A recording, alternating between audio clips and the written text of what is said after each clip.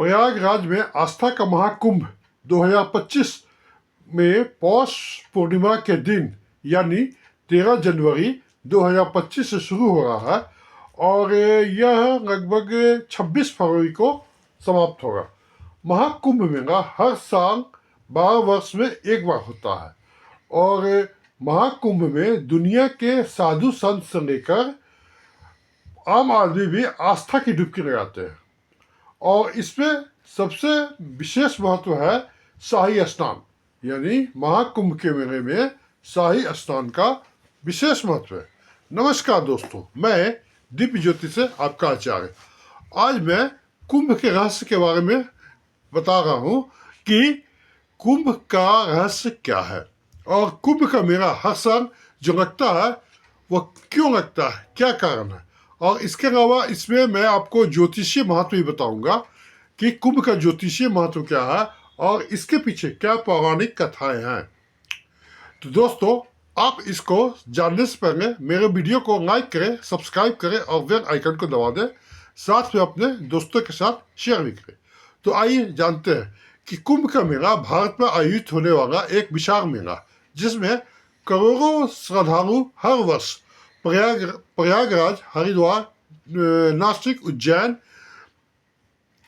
में किसी एक स्थान पर एकत्रित होते हैं और नदी के पवित्र में स्नान करते हैं।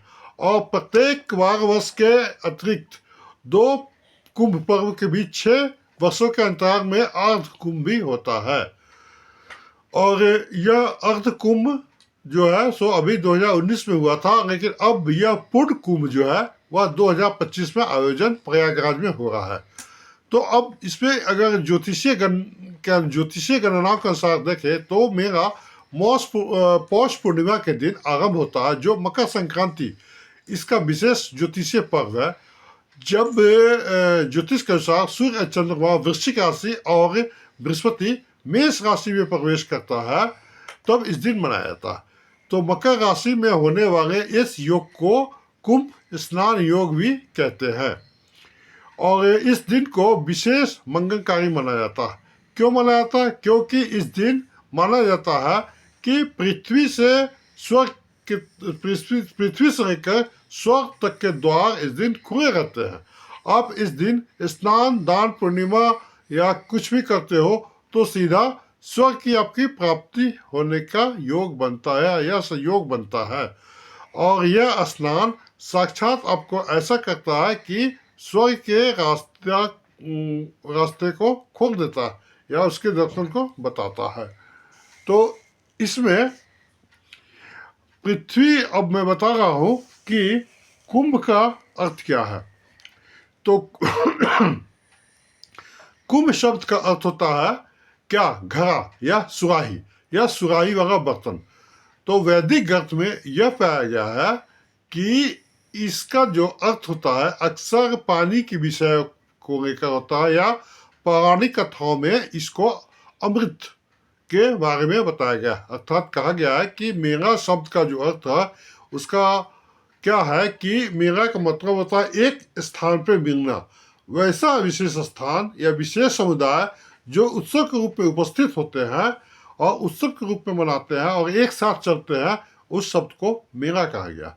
और यह शब्द ऋग्वेद और अन्य प्राचीन हिंदू ग्रंथों में भी पाया गया। इस प्रकार कुंभ मेले का आयोजन का मतलब क्या होता है कि अमरत्व का मेला, यानी कुंभ मेले का अर्थ क्या होता है? अमरत्व का मेला। तो इसे अमरत्व का मेला भी कहते हैं। अब इसे मैं थोड़ा ज्योतिषीय गणना के अनुसार बताता हूँ कि ज्योतिष के अनुसार कुंभ का असाधारण महत्व बृहस्पति के कुंभ राशि में प्रवेश तथा सूर्य के मेष राशि में प्रवेश से जुड़ा हुआ है। ग्रहों की स्थिति हरिद्वार से बहती हुई गंगा के किनारे पर स्थित हर की पौड़ी के स्थान पर गंगा जल को औषधीकृत करती है और उस दिन यह अमृत के रूप में हो जाता है। यही कारण है कि आप अपनी अंतर आत्मा को शुद्धि हेतु पवित्र स्थान पर करने से लाखों श्रद्धालु यहाँ आते हैं। अगर आध्यात्मिक दृष्टि से अर्ध कुंभ के काल में ग्रहों की स्थिति को देखा जाए तो ग्रहों की स्थिति एकाग्रता तथा ध्यान साधना के लिए उत्कृष्ट होती है। हालांकि सभी हिंदू त्योहारों में समान श्रद्धा और भक्ति के साथ मनाया जाता है, लेकिन यहाँ अर्ध कुंभ तथा कुंभ के मेले में आने वाले पर्यटकों की संख्या काफ़ी अधिक होती है। अब मैं कुंभ के अलावा बता रहा हूँ कि कुंभ का जो पर्व मनाया जाता है उसका क्या कारण है या उसके पीछे क्या पौराणिक कथाएं हैं। तो कुंभ पर्व के आयोजन को लेकर 3 पौराणिक कथाएं बताई गई, जिनमें एक पौराणिक कथा जो है वह काफ़ी महत्वपूर्ण है, यानी बहुत मान्य है, जो कि देव और दानव को लेकर संबंधित है। कहने का मतलब है कि जब देव और दानव के बीच समुद्र मंथन से जो अमृत प्राप्त हुआ, अमृत कुंभ प्राप्त हुआ और अमृत बूंद गिरने से लेकर यह कहानी बताया गया। तो इस कहानी के अनुसार महिषी दुर्वासा है वो श्राप देते हैं। तो इसके श्राप के कारण जब इंद्र को श्राप देते हैं तो इंद्र उसके श्राप के कारण क्या हुआ कि जब दैत्यों से कमजोर पड़ गए, यानी दैत्य जब वहाँ पर आक्रमण कर दिए तो इंद्र परास्त हो गया। तो सभी देवता मिलकर विष्णु भगवान के पास गए और विष्णु भगवान के पास जाके पूरा कहानी को सुनाए कि ये और ऐसे ऐसी बातें हैं। तो विष्णु भगवान ने कुछ सोचे और तब विष्णु भगवान ने दैत्यों के साथ मिलकर क्षीर सागर का उपाय सोचा कि क्षीर सागर यानी समुद्र मंथन को किया जाए। और क्षीर सागर का मंथन करने के बाद ये कही कि उसमें अमृत के निकलने की सलाह भी दी। तो भगवान विष्णु के ऐसे कहने पे संपूर्ण देवता दैत्यों के बीच क्या हुआ, संधि हो गई। और संधि होने के बाद अमृत कुंभ निकलने के लिए उन्होंने क्या किया, समुद्र मंथन देवता और दानव प्रारंभ किए। देवता जो है सो पूंछ की तरफ ये पकड़ा सांपों को और ये मुख की तरफ, दानवों ने मुख की तरफ को सांपों को पकड़ा। फिर उसके बाद समुद्र मंथन का कार्य प्रारंभ हो गया। उस समुद्र मंथन के यानी क्षीर सागर के मंथन के दौरान क्या हुआ कि काफी रत्न, लक्ष्मी, कामधेनु गाय काफी निकली, लेकिन उन लोग उस सब निकलने के अलावा एक निकला अमृत का कलश, ठीक है, यानी अमृत का कुंभ। तो अमृत का जब कुंभ निकला तो अमृत के कुंभ के निकलते ही देवताओं ने इशारा कर दिया। किसे इशारा किया? इंद्रपुत्र जयंत को। तो इंद्रपुत्र जयंत को देवताओं ने इशारा कर दिया क्यों? जयंत जो है वह अमृत के कलश को लेकर आकाश में उड़ गया और आकाश में उड़ गया। उसके बाद क्या हुआ कि जब उस समय दैत्यों के जो गुरु थे शुक्राचार्य, वो देखे कि अरे ये तो अमृत के कलश लेकर आकाश की ओर भाग रहा है, तो उसने क्या किया कि दैत्यों को इशारा कर दिया। तो दैत्यों के इशारा, तो शुक्राचार्य के आदेश के अनुसार सारे दैत्य जो है वो अमृत के कलश को पाने के लिए जयंत का पीछा करने लगे। और जब जयंत को पीछा करने लगे तो इसी बीच उन्हें घोर मेहनत करना पड़ा, घोर परिश्रम करना पड़ा।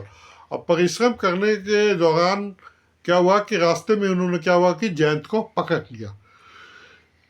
और जयंत को पकड़ने के बाद क्या हुआ कि अमृत के कलश पे अधिकार जमाने के लिए जयंत और दानव और इसी बीच देवता भी आ गया, उन्होंने युद्ध किया। और यह युद्ध चला कब तक? 12 दिनों तक, और विराम युद्ध होता रहा, बिना रुके यह युद्ध होता रहा। तो इसी युद्ध के दौरान पृथ्वी पे 4 स्थान, हरिद्वार, प्रयाग, उज्जैन और नासिक, यहाँ पे क्या हुआ, कलशों के अमृत की बूंदें गिरी।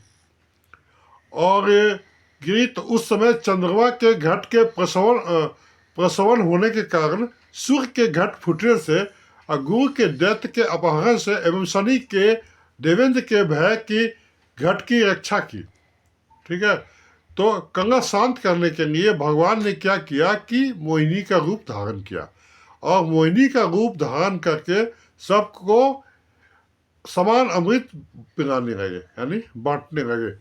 और उसके बाद जब इसी बीच क्या हुआ कि एक राहु नाम का राक्षस था जो देवताओं के भीड़ में बैठकर अमृत पी लिया, तो भगवान विष्णु ने उसका चक्र से सर को अलग कर दिया, तो वह आगे जाकर ग्रहों में स्थित हो गया और ग्रह को में उसके सिर को राहु और नीचे के धड़ को केतु कहा गया।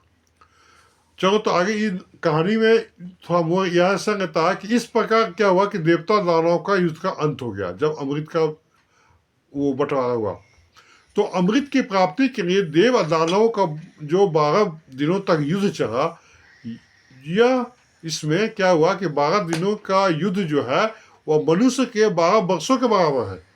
और इसी 12 वर्ष को कुंभ में, यही 12 वर्ष कुंभ में आते हैं, यानी 12 दिन जो थे वो 12 वर्ष थे, और वह ये 12 वर्ष आपके कुंभ में आते हैं।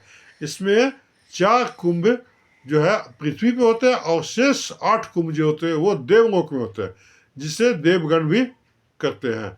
मनुष्य की वहाँ पे पहुँच नहीं है।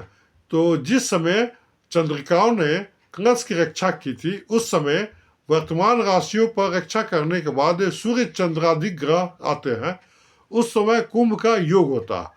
और जिस वर्ष जिस राशि पर सूर्य चंद्रमा बृहस्पति का संयोग बनता है, उसी वर्ष उसी राशि के योग से जहाँ जहाँ अमृत गिरी थी, यानी कि अमृत की बूंदें गिरी थी, वहाँ पर कुंभ का पर्व होता। तो दोस्तों, मैं आपको इस यहाँ पे ज्योतिषीय गणना बताया, साथ में कुंभ की पौराणिक कथाएं बताई और कुंभ कैसे होता है, इससे कुंभ का रहस्य भी बताया। तो आशा करता हूँ कि आपको ये वीडियो पसंद आया होगा। आप इसे लाइक करें, सब्सक्राइब करें और बेल आइकन को दबा दें, साथ में अपने दोस्तों के साथ शेयर भी करें। तब तक के लिए धन्यवाद।